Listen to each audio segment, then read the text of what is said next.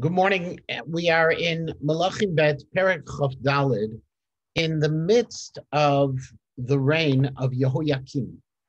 To once again give you a brief overview, we start way back when with Menashe, who was an evil king. His son Ammon is evil. Menashe, we talked about the fact that there is a rabbinic tradition that he did do tshuva at the end of his days, but he wasn't able to do anything regarding the people themselves. Afterwards arose Yoshiyahu, who was the most righteous of kings that we encounter within the Jewish people. Unfortunately, after his death, Yoachaz is placed into power by the Amei Haaretz. Yoachaz is a younger son, and Yoachaz, within 3 months, is taken from power by Paro Necho, who was the empire that was at that point capable of ruling over Israel.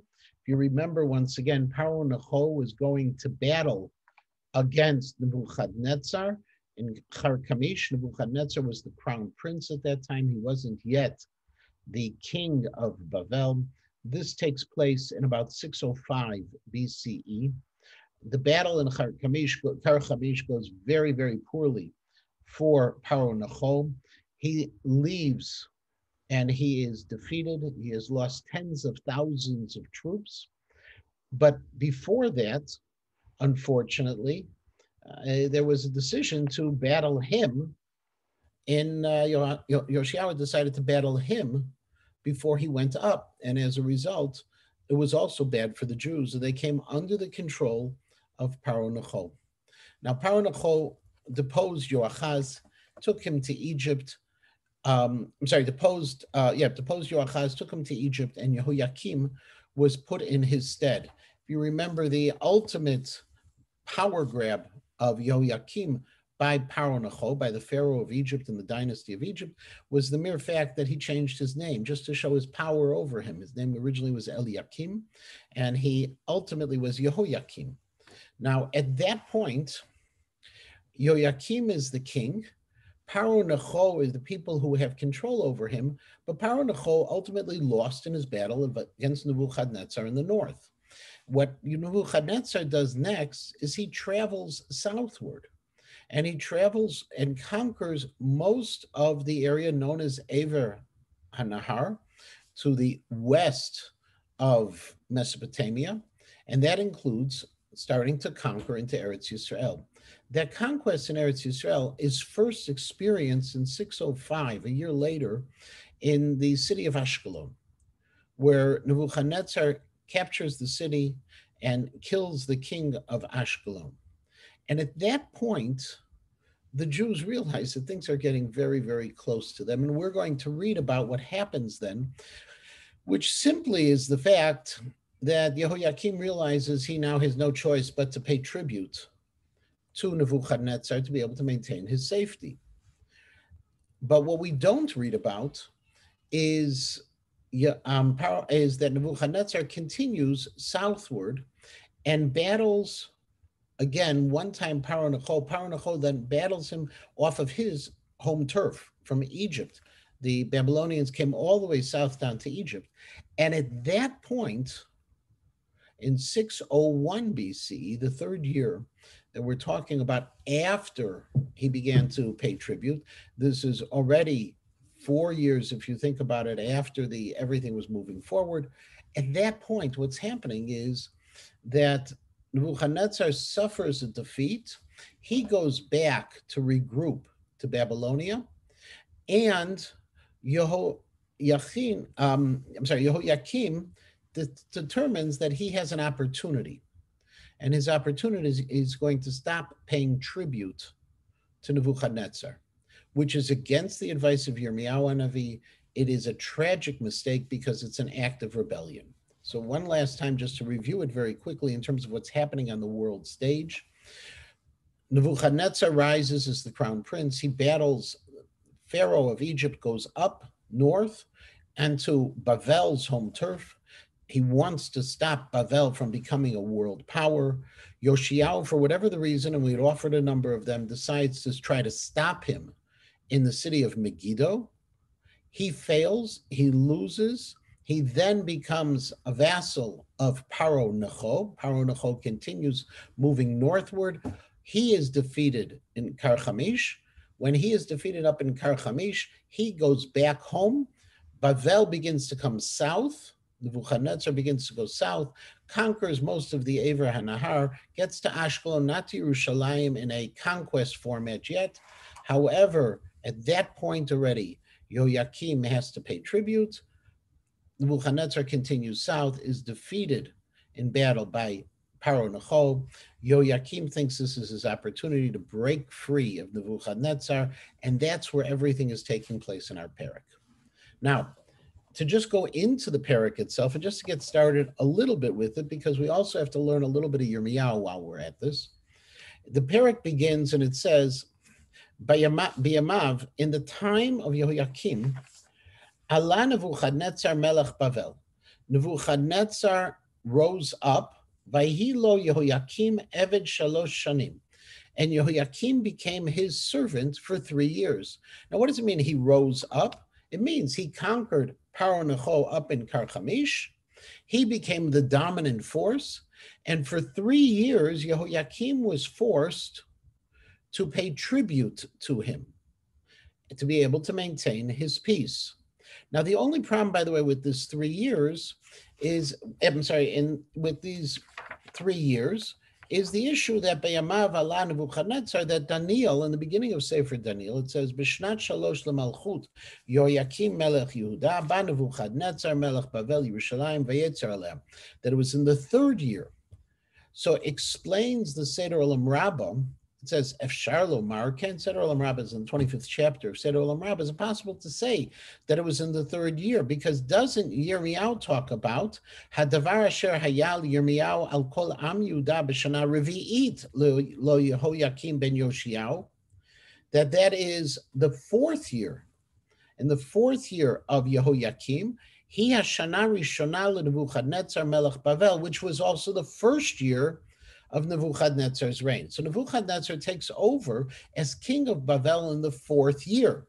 And yet in Sefer Daniel, we see in the beginning that it's in the 3rd year of Yehoyakim, it says Nebuchadnezzar came to fight against him, which would seem to imply that it was a year before he became king. It doesn't make any sense. So as a result, ultimately we say it is 3 years into the period of time that he had begun to pay tribute. That's when he rebelled against him. And that again is what we see here. Vayihilo Yoyakim eved shalosh shanim. In other words, we're in the 7th year of Yehoyakim's reign. Nebuchadnezzar arises in the 4th year. 3 years into it, we now have the rebellion because Nebuchadnezzar has suffered a defeat at the hands of Paro Necho, goes back to Bavel, Vayimrodbo, and he rebels against him. To get two more pieces on this, and this is where we have to go to external sources for a few moments. The first external source I actually want to go to is actually from Josephus. Josephus in Antiquities talks about a similar thing, okay? And he begins, just as we said, as I said a moment ago, now in the 4th year of the reign of Yehoyakim. It was the 4th year of Yehoyakim's reign. One whose name was Nebuchadnezzar took the government over the Babylonians. It was 4 years into Yehoyakim that Nebuchadnezzar becomes the king of Bavel. And if you see who at the same time went with the great army to the city of Karchamish, which was on the Euphrates, upon a resolution he had taken to fight with Necho, king of Egypt. All of this we talked about. And if you look at the end of the paragraph, that ultimately what happens, but on the 3rd year, in paragraph 2, upon hearing that the king of Babylonians made an expedition against the Egyptians, he did not pay tribute. This is after Nebuchadnezzar's original conquest, after his initial threatening of the Jews, and therefore Yehoyakim is paying tribute. He goes down the expedition against the Egyptians, and when he goes down against the expedition, that's when the rebellion occurs. And so Josephus really describes it very, very well, and it works very well with our texts as well, with Daniel, with Seder Olam Rabbah, and also the text we have here. But to understand even more of what was going on at the Jewish people at that time, we need to look in Yirmiyahu. Remember, Yirmiyahu is the key prophet at the time. Yirmiyahu wrote about all of this, and if you see the opening line in the 36th chapter of Yirmiyahu, Vayihi b'shana haravi'it, it's the fourth year, Lo Yakim ben Yoshiyahu melech Yudah, hayad dvar hazel Yirmiyahu me'et Hashem lemor. It was the fourth year of Yehoiakim that Yirmiyahu comes to him. But it's not the fourth year of his reign. And this is where it gets a little bit complicated. But remember, what happens here is, fourth year of his reign, Nebuchadnezzar comes. After Nebuchadnezzar comes, 3 years he pays tributes, and then he goes ahead, and what he is he begins to, and then there's the battle at Ashkelon, which is in already the fifth year. Egypt is defeated in 601, 4 years in. This is what we're really talking about. This is talking about where he begins to rebel against Nebuchadnezzar. And what the command from HaKadosh Baruch Hu to Yirmiyahu in Pasuk Bet, Kach lecha Megillat Sefer, write a Megillah, v'chatavta elea et kol ha'dvarim asher diberti elecha al Yisrael v'al Yehuda, v'al kol hagoyim miyom diberti elecha mimei Yoshiyahu v'ad hayom hazeh. He tells Yirmiyahu and Navi to put together a book of his greatest hits.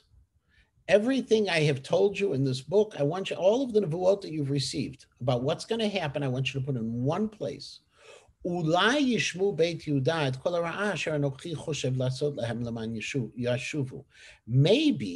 they're going to listen, and maybe they will do tshuva, ishmi derko hara'a, every person from his evil ways, v'salachti lavonam v'chatotam, and I'll still forgive them. In other words, HaKadosh Baruch Hu tells Yirmiyahu, despite everything, it's not too late. Vayikra Yirmiyahu et Baruch ben Neriah, and so Yirmiyahu called his assistant Baruch ben Neriah, V'chitov Baruch mipi Yirmiyahu, and Baruch ben Neriah, who was a scribe, wrote everything down. It called Divrei Hashem asher diber elav al Megillat Sefer, and he wrote everything down, put it in a book. Vayitzavei Yirmiyahu et Baruch lemor ani atzur lo uchal lavot beit Hashem. Verse 5, he says, listen, tells Baruch ben Neriah, I'm locked up. In other words, he's in danger. Yirmiyahu was not Yehoiakim's favorite. You can understand why, obviously. He told Yehoiakim, what you're doing is evil, and everything you're doing is going to lead to destruction. He says, I can't do anything. I'm in hiding. I can't go to Beit HaMikdash. Uvata atau v'karata b'megillah asher katavta mipi et divrei Hashem b'ozneim. I want you, Baruch ben Neriah, to go to the Beit HaMikdash. I want you to read everything b'yom tzom, on a fast day. And also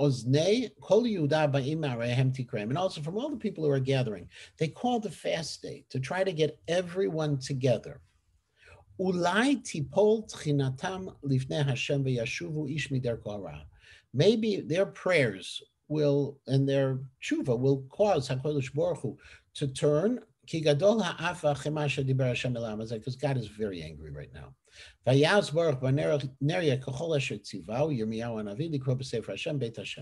that's exactly what Baruch ben Neriah does. So Yirmiyahu is in hiding. Whether he's in hiding or he's in prison, most likely, according to the Mefarshim, he's in hiding. He sends Baruch ben Neriah. He sends him with all of the nevuot recorded. He wants him to try to get people to do tshuva. Vayihi b'shana chamishit liYoakim ben Yoshiyahu melech Yudah b'chodesh haTshi'i. It's the 9th month. Karutzom lifnei Hashem kol ha'am b'Yerushalayim v'chol ha'am haba'im me'arei Yudah b'Yerushalayim. And there was a fast day. Vayikra Baruch b'Sefer et Divrei Yirmiyahu is Pasuk Yud. Beit Hashem b'Lishkat Gemaryahu ben Shafan HaSofer b'Chatzer ha'Elyon. And he read it in the Beit HaMikdash in the chambers of Gemaryahu, the son of Shafan, who was a Sofer. Now Shafan, his father we know about. His father was one of the people who was among those with the Sefer Torah that was found in the time of Yoshiyahu. So this is big. This is a person who experienced also this revelation in a sense of a text.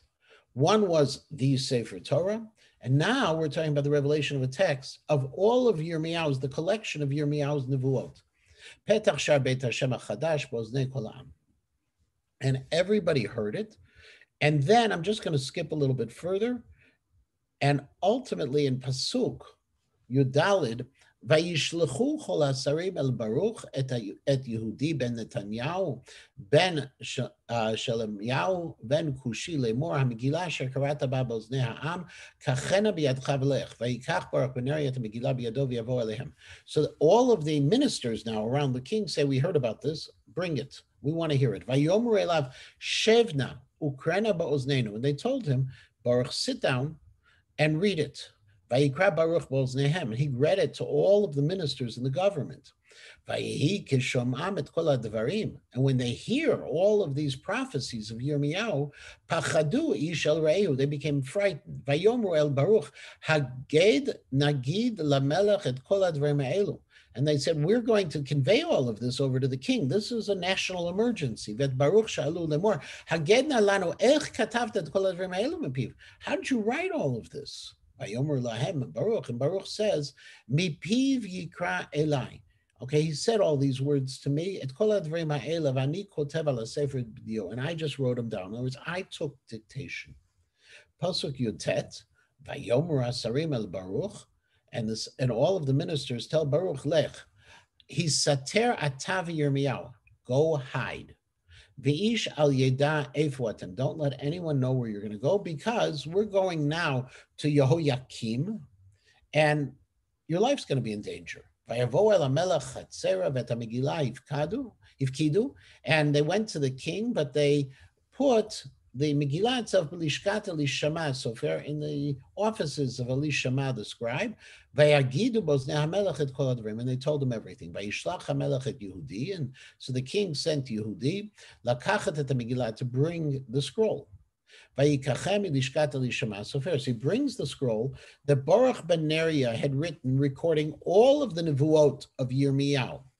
And at that point, Yehudi reads it. He reads it to the king and all of the officers who are standing alongside the king.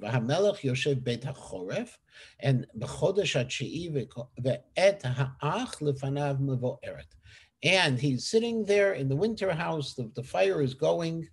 And when Yehudi comes and reads the passages, shalosh dalatot va'arba, 3 or 4 columns within the Megillah, Yikra'eha betar hasofer.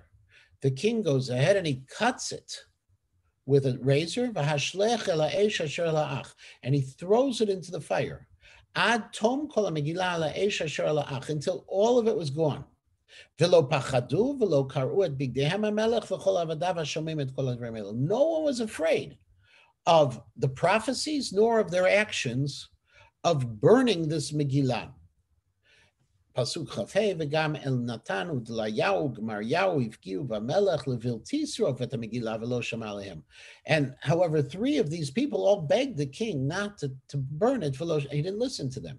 Vayitzaveh hamelech el Yerachmeel ben hamelech ve'el Tzrayahu ben Azriel ve'et Shelemayahu ben Avdeel lakachet et Baruch hasofer et Yirmiyahu Navi v'yastirem Hashem.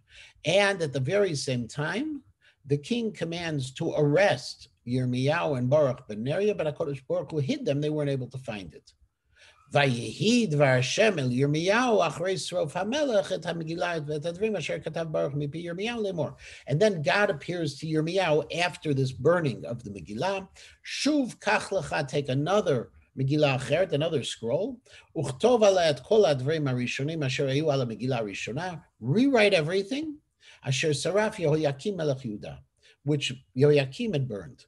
Val Yehoyakim melech Yehuda tomar, and regarding Yehoyakim it shall be said, Ko amar Hashem, this is what God said, Ataz sarafta Megillah azot, you burned this scroll lemor, madua katafta alea lemor, bo yavo melech Bavel v'ishchit et haaretz azot v'ishbita mimeno adam uveima.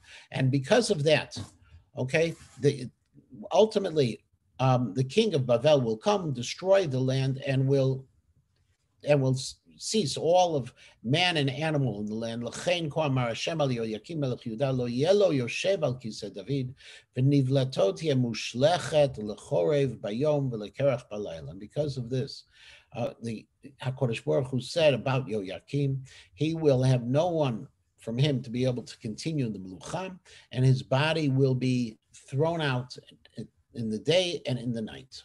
Now, this is all what's happening parallel to our Perek. In other words, Yehoiakim is getting all of the warnings from Yirmiyahu.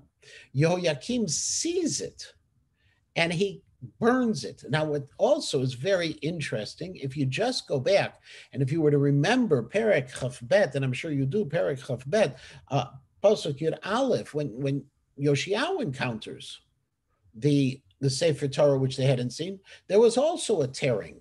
The difference in the tearing was Yoyakim tears the Megillah and burns it. Yoshiyahu tore his clothing and in mourning and did tshuva. So you see this comparison. You have even one person who is still representative of what had been in the time of Yoshiyahu, the son of the person who had been there at that very same time. And the contrast is so very, very stark between Yehoiakim and his predecessors. This is all taking place because Yehoiakim decided against Yirmiyahu's advice, not only to follow the evil path, which we had seen, and we unfortunately are recognizing at this point, but he also chose not to listen to Yirmiyahu and to rebel, as we said in the first pasuk, against Nebuchadnezzar. His choices, his father's choice first of rebelling, of trying to conquer Paro Necho was bad. He made a bad choice. He didn't ask of the Navi. We have all the reasons why it might have happened. Yirmiyahu may not have been available at the time, but he didn't ask. He didn't ask. There were 3 Nevi'im at the time. He didn't ask any of them. And there was a tremendous defeat. They then became under the power of Paro Necho. And now he is entering into a situation where he's provoking Nebuchadnezzar, and HaKadosh Baruch Hu is trying to get him to do tshuva, and he doesn't do tshuva. This is all the background to Pasuk Aleph. Now let's go to bed. Vayishalach Hashem bo et gidudei chastim vet gidudei Aram vet gidudei Moab vet gidudei Bnei Ammon vayishalchem biyudah la'avido. And at that point, HaKadosh Baruch Hu sends all of these marauding armies. The Kasdim are actually normally identified with Bavel, but they were a subset. They were south of Bavel. Aram we're familiar with, the north.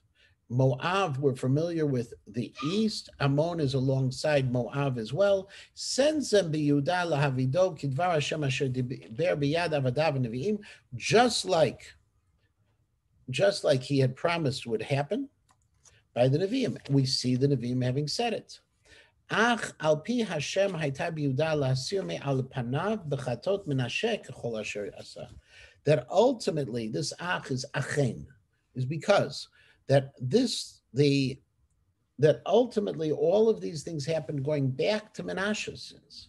V'gam dam naki asher shafach, and also the innocent blood which was spilled.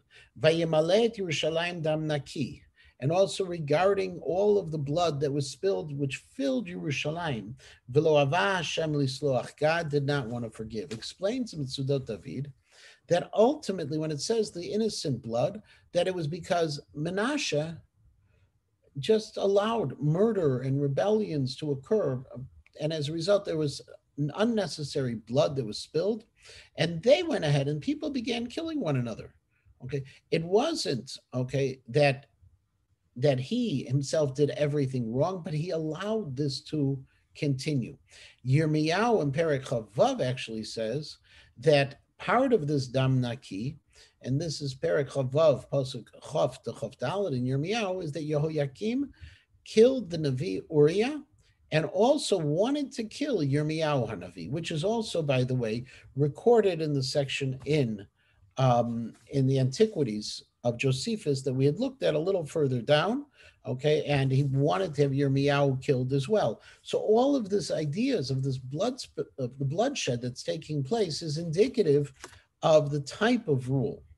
V'yeter divrei Yoyakim v'chol asher asa halo hem ktuvim al sefer divrei hayamim lemalchei Yehuda, and all of the rest of the actions of Yehoiakim, they're written in the annals of the kings of Yehuda. Vayishkav Yehoiakim im avotav v'yimloch Yehoiachin beno tachtav. And Yehoiachin rules in his place.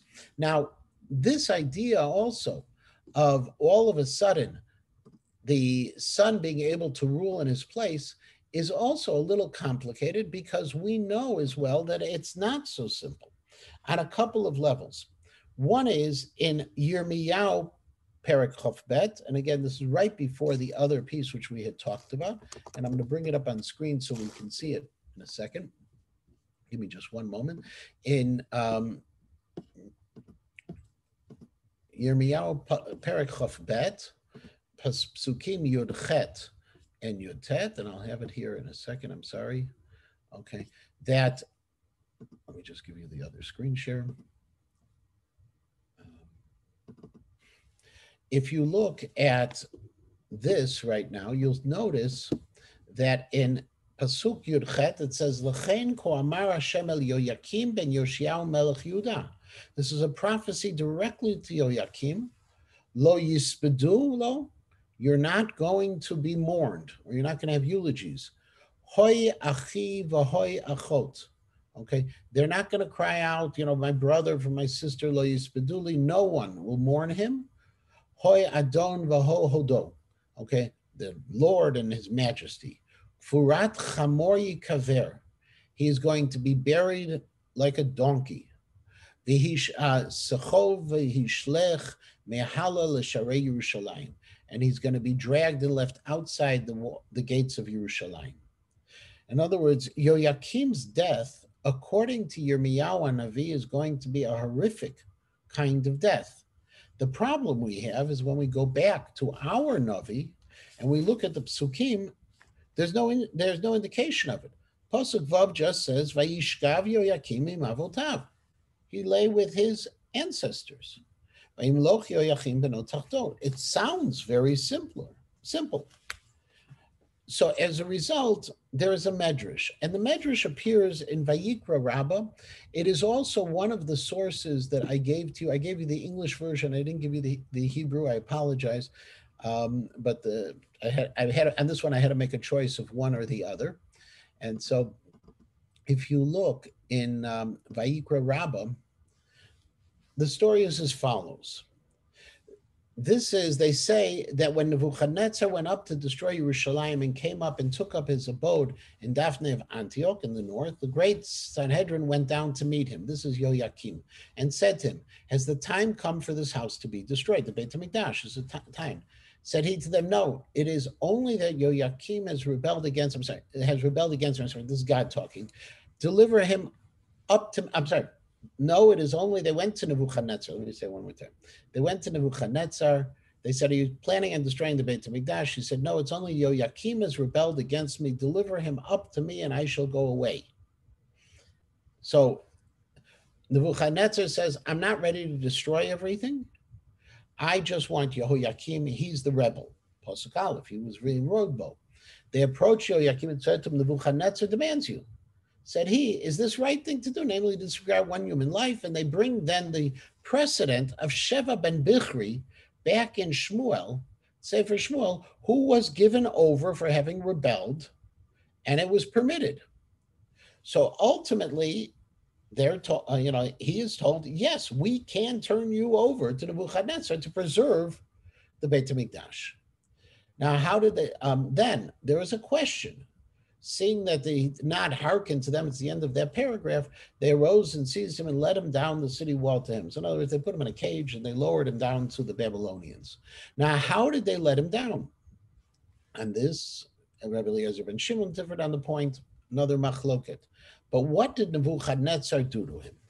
Rabbi Yehuda and Rabbi Nechemiah differed in their accounts. Rabbi Yehuda said he took him, carried him around through all the cities of Judah, and sat over him in judgment in the public place of trial. In other words, according to Rabbi Yehuda, there were a series of public trials against Yehoyakim that Nebuchadnezzar managed throughout the land and throughout Eretz Yisrael, and then put him to death. Then he killed him. He also tore open an ass and placed him, Yoyakim, within it. As it is said, he shall be buried the burial of an ass. That's what we just read in Yirmiyahu. So number one was a public trials and execution. Reb Nechemiah said they took him around all the cities of Israel, put him to death, cut from him pieces the size of an olive, and cast them to the dogs, which is indicated in what is written, he shall be buried the burial of an ass. Where is the burial of an ass, if not in the belly of a dog? This was for the censure passed on him by the prophet in the words, now the rest of the acts of Joachim and his abominations that he did, and that which he founded, and behold, they are written in the book of the kings of Israel and Yehuda. And so we see in the Medrash actually says that what is foretold in Sefer Yirmiyahu, Perek Chafbet, in one fashion or another happens. It's not that he meets a nice, peaceful death. And in fact, if you look at the other source sheet I gave you, the comparison of the two, in Divrei Hayamim, when we talk about his death, in Malachim on the right side, verse 5, V'yeter divrei Yoyakim v'chol asher asa halohem ktuvim al sefer divrei hayamim l'malchei Yehuda. We just read that. And in Divrei Hayamim it says, V'yeter divrei Yehoyakim v'to'avotav asher asa v'hanimtza alav hinam ktuvim al sefer malchei Yisrael v'Yehuda. That it talks about all of the abominations that he had committed. In other words, it is the chronicle is not a chronicle of heroic deeds, but it's a chronicle of the crimes of Yehoyakim and what ended up happening to him as a result.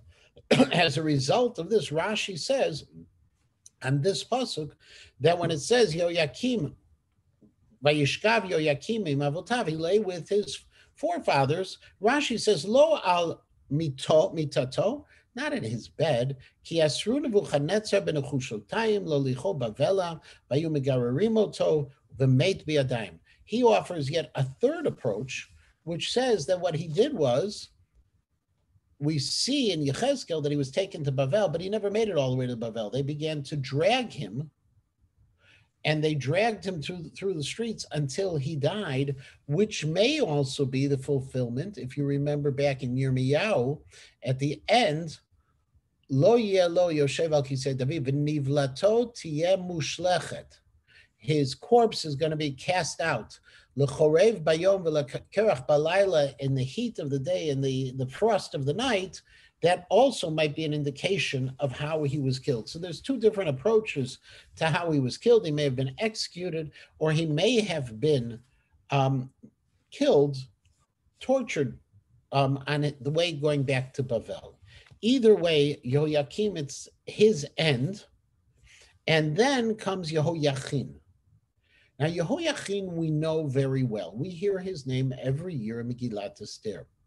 That Mordechai, ben Shimi ben Kish, Asher Heglam Yerushalayim Yechonya im Yechonya Melech Yehuda, along with Yechonya, the king of Yehuda, that the way the Medrash says, Mordechai was sent off into exile together with Yechonya, the king of Yehuda. Yechonya is Yehoyachin, this king we're going to find. According to the Pshat, it would probably be that Kish, Mordechai's grandfather, had been taken into exile, which works much better in terms of chronologies, and not Mordechai himself. But we know Yechonya from the Megillah. Okay, Yehoyachin and Yechonya, same person. So let's go to the next pasuk. V'lo hosif od melech Mitzrayim latzeit me'artzo ki lakach melech Bavel minachal Mitzrayim v'ad nahar Prat kol asher hayta lemelech Mitzrayim.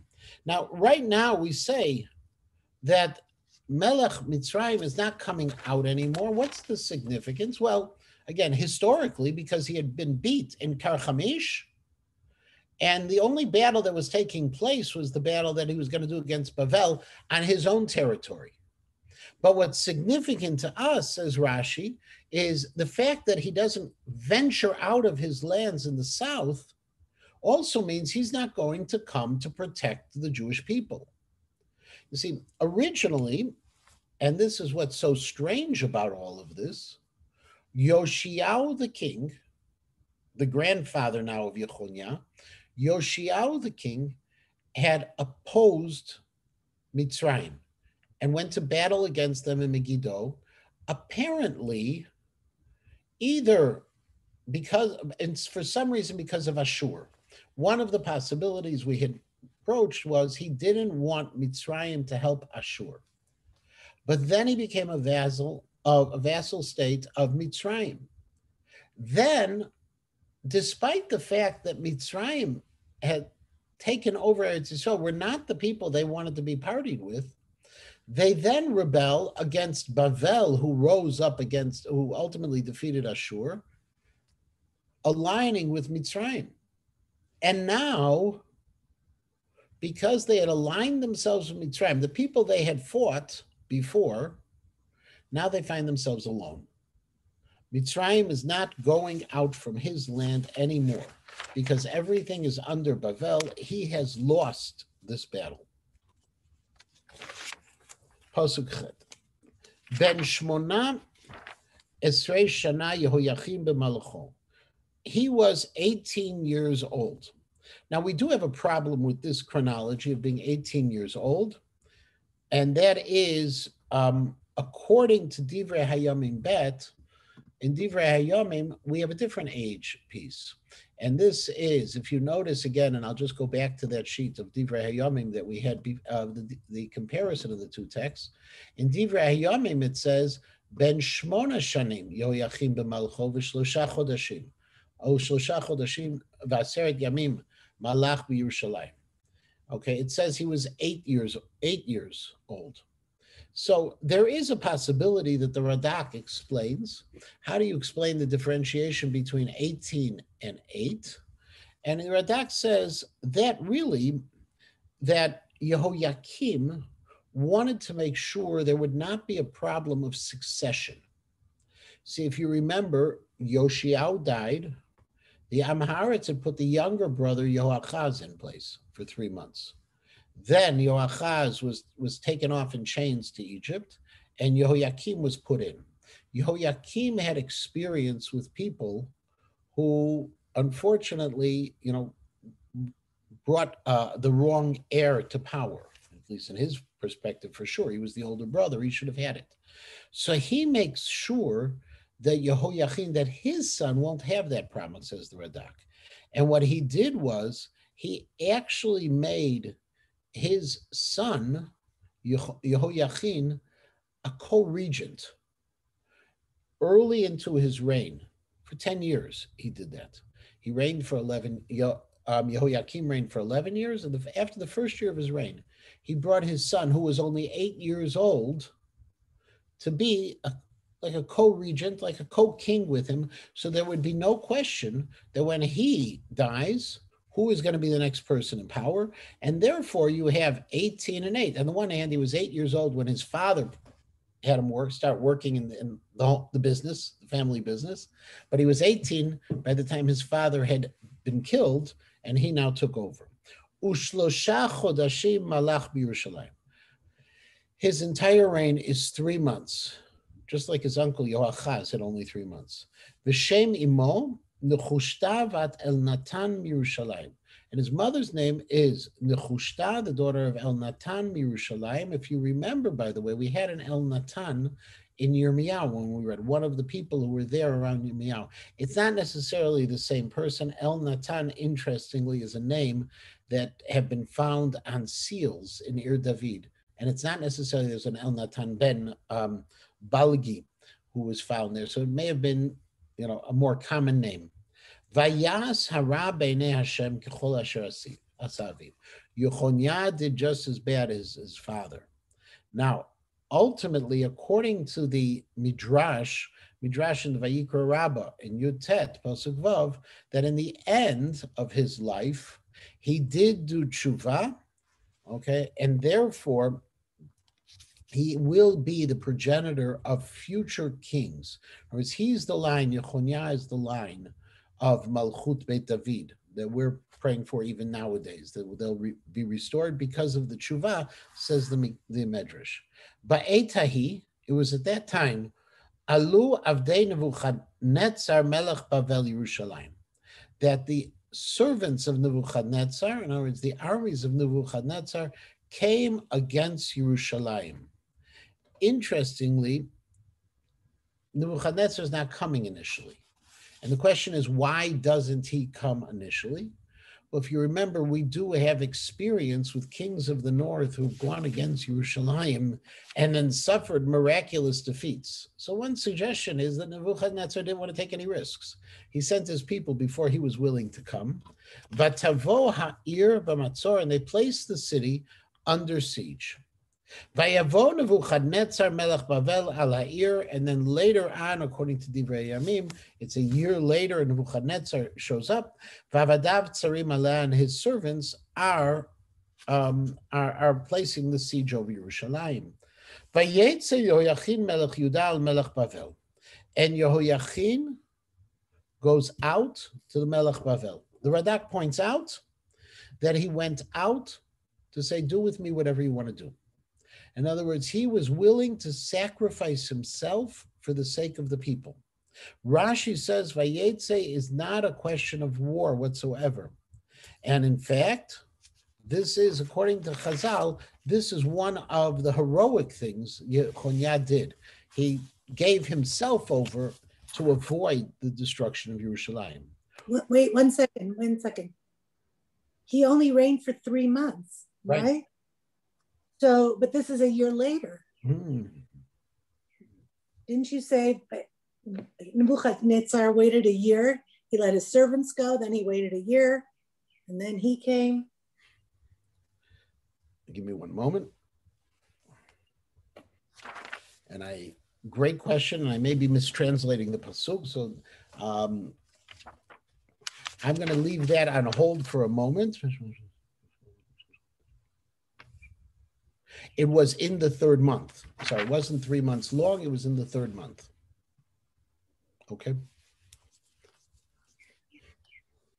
Vayetze Yehoyachin melech Yudah al melech Bavel, hu ve'imo. He and his mother came out. Vavadav and his servants, V'sarav and his ministers, V'sarisav, and most likely in this context, it's literally the eunuchs who came, the ones who were over the harems. Vayikach oto melech Bavel b'shnat shmona lemalcho. Okay, and he took him in the 8th year of his reign. Vayotze misham, and at that point, the king of Bavel, Nebuchadnezzar, took from Yerushalayim et kol otzrot Beit Hashem, all of the treasuries of the house of Hashem, ve'otzrot Beit HaMelech, and also the treasuries of the king. Vayikatzetz et kol klei hazahav asher asa Shlomo melech Yisrael be'echal Hashem. And they also cut, meaning anything that had gold coverings to it, anything that was needed, they took all the gold from Shlomo melech Yisrael. Strange term, Shlomo melech Yisrael. But the reason he's called Shlomo melech Yisrael is he was over all of Greater Israel versus a melech Yehuda.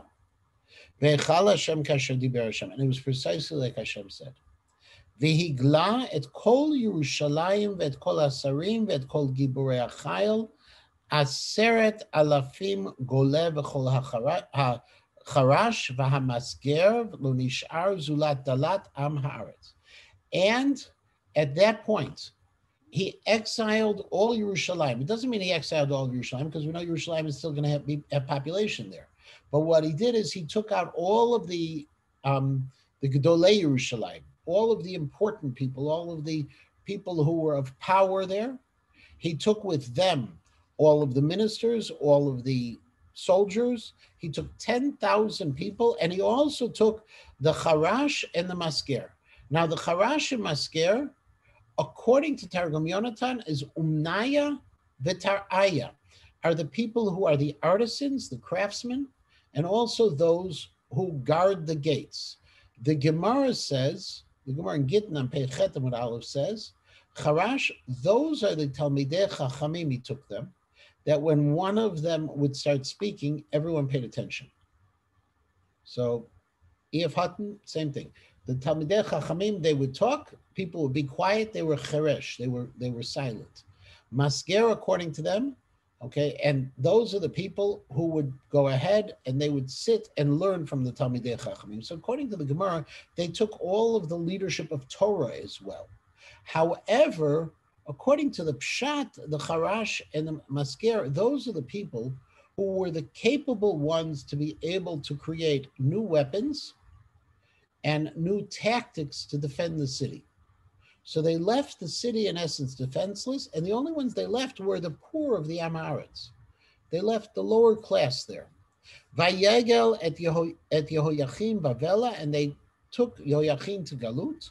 Vet Eim HaMelech, vet Neshei HaMelech, vet Sarisav, vet Elei HaAretz Holich Golam Yerushalayim, and they took him and his mother, and they took all of the eunuchs and his wives, and all of the powerful of those they took into Galut Bavela, to Bavel. Vet Kol Anshe Achayil Shivat Alafim. There were 7,000 soldiers or military men they took with them. Those 7,000 are part of the 10,000. So the 10,000 who go out, 7,000 of them were military. V'acherish v'amasker elef, and there were also 1,000 people who were in a position to make these weapons. Hakol, or according to the Medrash, they were the ones who were the Talmidei Chachamim.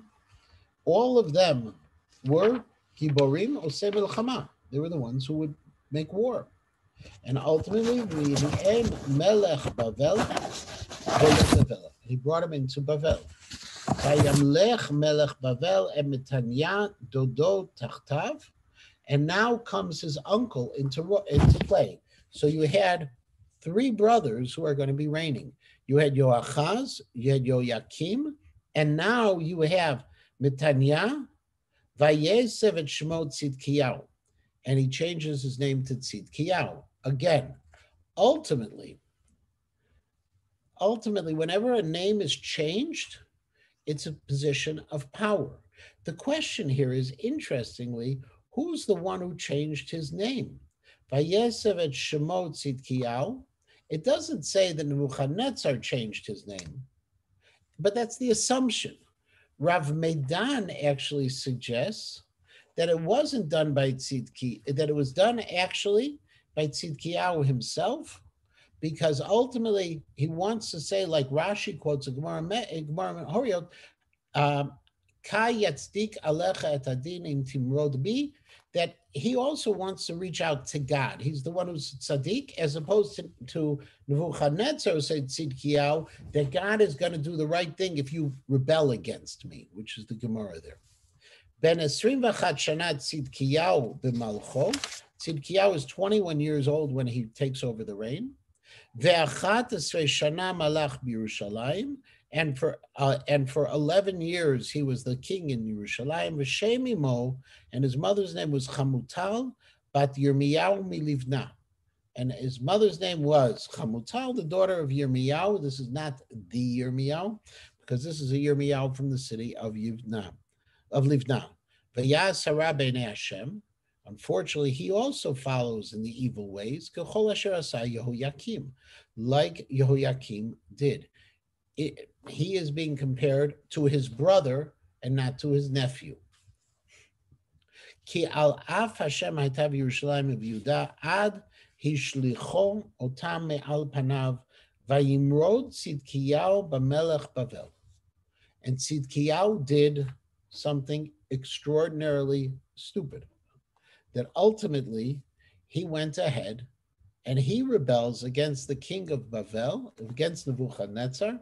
Nebuchadnezzar puts him into place. Nebuchadnezzar robs everything. Nebuchadnezzar kills Yoyakim. Nebuchadnezzar takes Yehoyachin into Galut, and Tzidkiyahu comes along and he rebels. Says Yechezkel, in Sefer Yechezkel, Perek Yud Zayin, Pasuk Tetvav Tet Zayin, ultimately Yechezkel says that the reason he did it was because he was still hoping that Mitzrayim would come and would save them. Vayimrod bo lishloach malachav Mitzrayim latet lo susim v'amrav. He's asking from Mitzrayim for assistance, which is crazy. Mitzrayim originally was the enemy. Mitzrayim has not helped them. Mitzrayim has only been a problem for them, and he still turns to Mitzrayim. Yechezkel says, what are you doing that for? It's not going to help you at all. How can you possibly see within that any sort of tshuva itself? But he does so. And then we're going to be coming up next week into the final parak of Sefer Melachim. We've already seen now the Galut. The Galut has begun with Yechonia. It's going to continue now where the Galut is taking, where all of Yehuda, not all of it, but most of Yehuda is going to be destroyed and going to be taken to Bavel by Nebuchadnezzar and his armies. And then the following week, B'li we're going to be starting to study together Sefer Daniel, which picks up actually at the same time, in the time of Yehoyakim. And we'll see how Daniel, who is in Bavel, understands the very same issues that are going on. We will stop here, and I'll see everybody same place, same time next week. Bye-bye.